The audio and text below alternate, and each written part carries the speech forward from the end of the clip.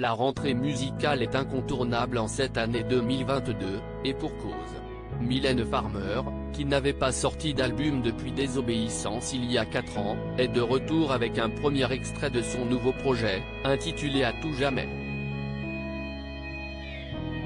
Le vendredi 26 août, la mystérieuse artiste de 60 ans a effectivement dévoilé, au public, cette chanson de rupture composée par Woodkid, qui pourrait bien faire écho à sa situation personnelle, elle qui s'est séparée en janvier dernier de son compagnon de longue date, le réalisateur et producteur Benoît Di Sabatino.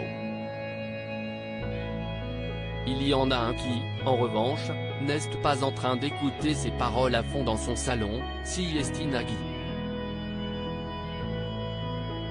Tout le monde n'a pas une bonne mémoire depuis des années, le présentateur de Taratata nourrit une certaine animosité à l'encontre de Mylène Farmer.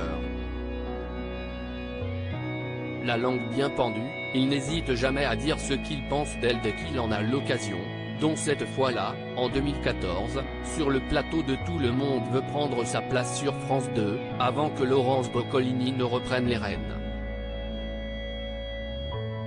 Je l'ai beaucoup écouté, et cela a beau vous surprendre, je l'ai même beaucoup interviewé et beaucoup aidé au tout début de sa carrière, rappelait-il.